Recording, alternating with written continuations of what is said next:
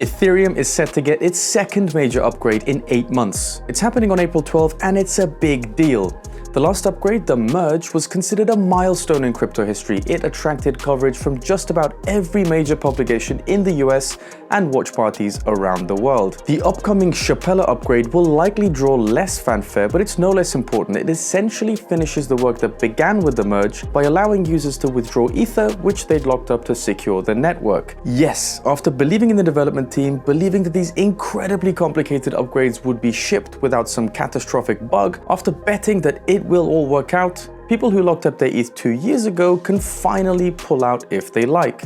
Good for them. But what does it mean for the rest of us? Stick around to find out.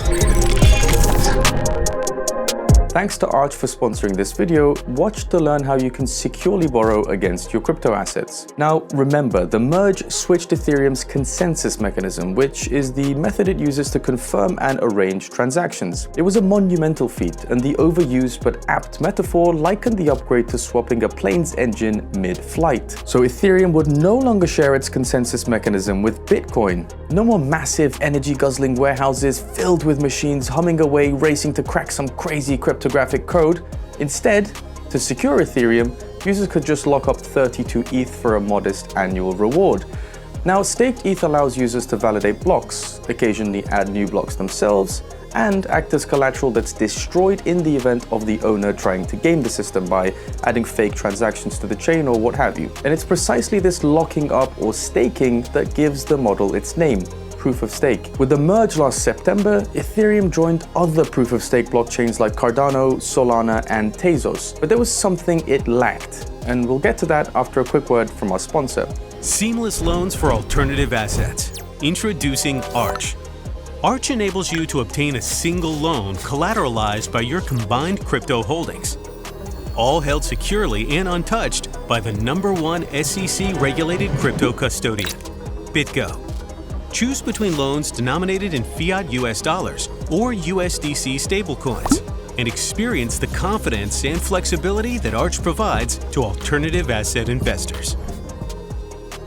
So back to post-merge Ethereum, it lacked the ability to withdraw staked ETH. Ever since December 2020, when Ethereum's proof-of-stake test network went live, people have been staking their ETH, essentially betting that developers working on the merge could pull it off. People who've been staking ETH since the merge have been betting the developers can successfully ship the next upgrade, Shanghai, which will allow for the withdrawal of staked ETH. Which raises the question, exactly how much ETH are we talking about here? Well, to date, more than 18 million ETH has been staked, and that's 15% of all ETH in existence.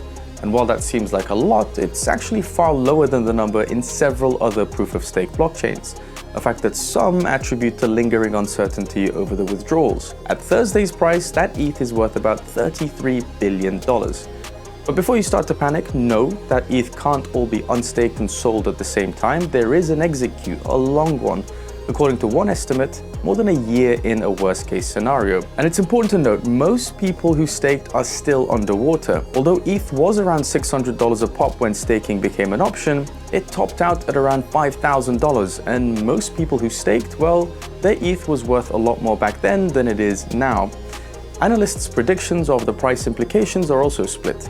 One insists it's bearish, citing the withdrawal of accumulated ETH rewards and unstaking, including from some major players like the bankrupt crypto lender Celsius, who must unstake to return money to creditors, while others think, although that may be true, the effects will be muted.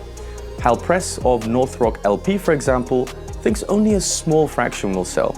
Indeed, almost 1/3 of staked ETH rewards are held by Lido, and Lido users won't actually be able to withdraw until mid-May, which is a month after Shanghai. And the max amount of ETH that can be unstaked daily is still only around 1% of Ether's usual daily trade volume. We could be looking at a buy the rumor, sell the news situation. ETH has been gaining relative to Bitcoin in recent days as excitement over Shanghai builds. It looks familiar to any observers who were along for the pre-merge ride, where excitement over the merge sent ETH soaring. The merge itself, ETH actually slumped. So what do you think? What effect will this next big upgrade have on the price of the world's second largest cryptocurrency? Let me know below, and thank you for tuning into the Defiant.